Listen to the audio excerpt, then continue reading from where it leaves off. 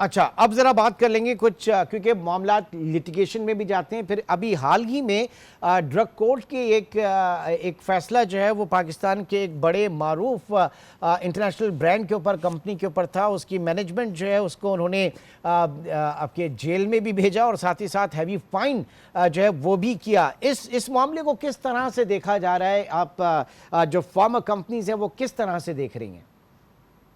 देखिए जी, अभी by chance prime minister साहब शहबाज शरीफ साहब कराची थे जी, तो उन्होंने वहाँ कुछ बिजनेसमैन भी बुलाए हुए थे, उसमें फार्मा के भी कुछ लोग थे। तो वहाँ ये पॉइंट हमने हाईलाइट किया कि देखें, पाकिस्तान का जो ड्रग एक्ट है, जो मेन कानून है, जो प्रेनेट एक्ट है ड्रग्स के लिए, वो 1976 का है और उसमें कभी भी कोई अपडेट नहीं किया गया उसको in line with international references. जिस तरह आप आके नॉन एसेंशियल ड्रग्स को फाइनली 30 साल बाद किया गया है, 30 साल पहले की पॉलिसी चली आ रही थी, प्राइसिंग पॉलिसी 2018 बनने के बावजूद नॉन एसेंशियल ड्रग्स को डीरेगुलेट नहीं किया गया था, जो 1993 में लास्ट डीरेगुलेटेड थी, वो किया गया है। तो वो एक अच्छी चीज है, दुनिया के मुताबिक अब चलें। हमारी ड्रग एक्ट की प्रॉब्लम भी यही है कि दुनिया के मुताबिक वो अपडेट नहीं हुआ हुआ। 1976 के मुताबिक वो बिल्कुल सही डॉक्यूमेंट था, लेकिन 48 साल से कानून में अब जिद्दत आ चुकी है, दुनिया में इसमें इनोवेशन आ चुकी हुई, चेंजेस आ चुकी हुई। एक एग्जांपल के तौर पे मैं अगर बात करूं, जो आपने बात की कि ये कंपनी बड़ी मारूफ कंपनी है, बड़ी वेल रिप्यूटेड इंटरनेशनल फर्म है और उनके क्वालिटी का मेयार बहुत ऊंचा है और बड़ी जबरदस्त किस्म की उनकी इनोवेटिव दवाइयां दुनिया में आती हैं और आती रही हैं।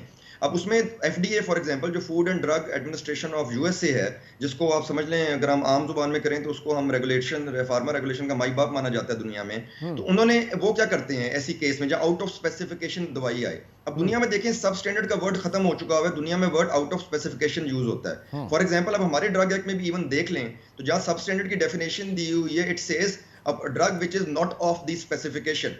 और सब स्टैंडर्ड से लगता है जैसे खुदा ना ख्वास्ता वो दवाई कोई खराब हो गई है या गैर मियारी हो गई है, खुदा ना ख्वास्ता कोई खाएगा तो उसको कोई सीरियस इंजरी हो जाएगी, ऐसी बात नहीं है। अब देखें, कुछ पैरामीटर्स अद्वियात के होते हैं जो माइनर होते हैं, जो ऑक्सिलरी होते हैं। फॉर एग्जांपल डिसोल्यूशन के, एक दवाई ने कितनी देर में स्टमक में जाके डिसॉल्व होना है। फॉर एग्जांपल उसका पीएच लेवल एक सिरप का जो उसके टेस्ट पे इफेक्ट लाता है, वो उसमें दवाई की क्वालिटी या उसमें इंग्रेडिएंट जो है, फार्मा इंग्रेडिएंट, उसकी कमी है, उसकी क्वालिटी में कोई फर्क नहीं होता। एफडीए में क्या करते हैं अमेरिका में, जिसका मैं रेफरेंस दे रहा था, वो रूट कॉज एनालिसिस करते हैं कि प्रॉब्लम आई कहाँ है। क्या ये मैन्युफैक्चरिंग एरर था, क्या ये टेस्टिंग एरर था, टेस्टिंग सही नहीं की गई गवर्नमेंट लैब में या प्राइवेट लैब में, या ये डिस्ट्रीब्यूशन लेवल पे कोई टेम्परेचर का इशू था। अगर आप एफडीए की वेबसाइट पे जाएं फॉर एग्जांपल, तो वो अपनी एनुअल रिपोर्ट इशू करते हैं कि कितनी दवाइयां आउट ऑफ स्पेसिफिकेशन, जिसको ओओएस वो कहते हैं, हुई हैं और उसमें से कितनी किस वजह से हुई हैं। तो अगर आप जाके देखें तो अगर 1500 सैंपल अगर एफडीए उठाती है एक साल में, तो कई दफा 700 800 आउट ऑफ स्पेक आते हैं। बट वो जो माइनर वेरिएशंस होती हैं जिनका जान पे कोई इफेक्ट नहीं होता, वो उनको छोड़ देते हैं। वो कहते हैं इसमें एनालिसिस करें कहां पर कमी बेशी हुई है, लेकिन क्योंकि these are not critical in nature, तो हम एक वार्निंग देते हैं, एक फाइन करते हैं और हम कंपनी को कहते हैं कि इसकी रूट कोज एनालिसिस करके हमें बताए ताकि आइंदा ये चीज दोबारा ना हो।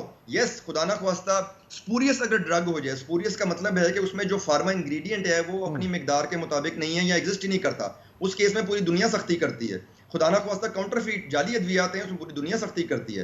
अनलाइसेंस्ड अनरजिस्टर्ड मैन्युफैक्चरिंग को पूरी दुनिया सख्ती करती है। लेकिन इस तरह के माइनर वेरिएशन पे इस किस्म की सजाएं ना सिर्फ दुनिया में दी जाती हैं, बल्कि दुनिया में इसको सिविल लॉ में ट्रीट किया जाता है। पाकिस्तान में ये जेन्युइन मैन्युफैक्चरिंग एरर को फॉर एग्जांपल, या जेन्युइन डिस्ट्रीब्यूशन एरर को, जो ये एक चीज है इस केस में डिसइंटीग्रेशन है, एक माइनर वेरिएशन है डिसइंटीग्रेशन में, यानी कि एक टैबलेट ने घुरना, उसने मतलब कि आपके जाके डिसॉल्व कितनी देर में होना है उसके ऊपर उन्होंने यही कहा गया, वो कंपनी की तरफ सर, कंपनी की तरफ से यही कहा गया कि वो जो फिल्म कोटेड जो कैप्सूल्स या टैबलेट्स होते हैं, तो उसकी डिसइंटीग्रेशन जो आप कह रहे हैं कि उसमें थोड़ा सा टाइम डिफरेंस था, अदरवाइज उसके मॉलिक्यूल्स के अंदर कोई वो नहीं थी, उसके इंग्रेडिएंट्स जो हैं वो सेम थे।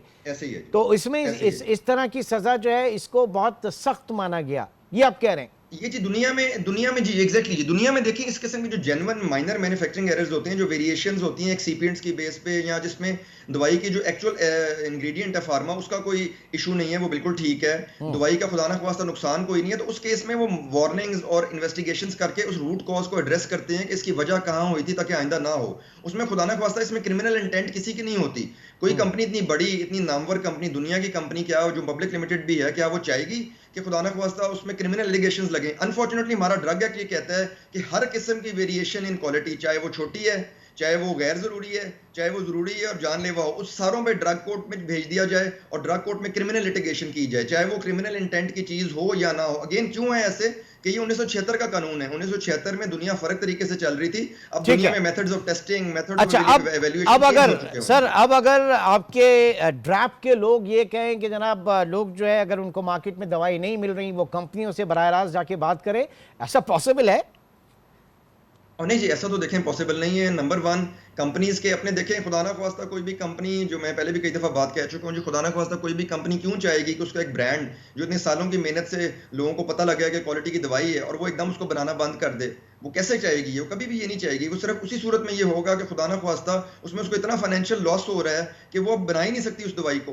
अब नॉन एसेंशियल के केस में तो वो कंपनीज एडजस्टमेंट आहिस्ता आहिस्ता कर लेंगी कि एटलीस्ट वो कॉस्ट ब्रेक इवन तो करें ना, ताकि दवाई अवेलेबल शुरू हो जाए और पेशेंट्स को खवारी ना हो, खुदा ना ख्वास्ता। पेशेंट्स ठीक है। Should not suffer at the most first most. But essential drugs में हम अभी भी उसी सूरत हाल में खड़े हैं। आप देखें ना, अगर एक चीज बिक रही है, कोई भी चीज हो, मैं कहता हूँ एक गाड़ी है, मैं कहता हूँ एक बेवरेज है, मैं कहता हूँ एक कपड़े का ब्रांड है, वो कैसे बनाना बंद कर देगा अगर उसको उसमें प्रॉफिट हो रहा हो? कैसे वो क्यों शॉर्ट करेगा? वो तो और ज्यादा बनाएगा ताकि सही। और ज्यादा बिके वो चीज। ठीक है, यानी बात सिर्फ यहाँ पे ये है, एक जो अगर हम बेंच मार्क एक रखें किसी भी चीज़ के लिए, और यहाँ पे स्पेशली पाकिस्तान में ड्रग्स के हवाले से, पाकिस्तान में दवाओं के हवाले से, तो दवाओं की मौजूदगी उनका भी जो है वो अव्वलीन तरजीह होनी चाहिए, और उसके बाद सेकेंडरी लेवल पे देखते हैं कि जनाब वो कितनी महंगी हैं, कितनी सस्ती हैं, लेकिन दवाओं की मौजूदगी जो है वो अव्वलीन एक तरजीह होनी चाहिए।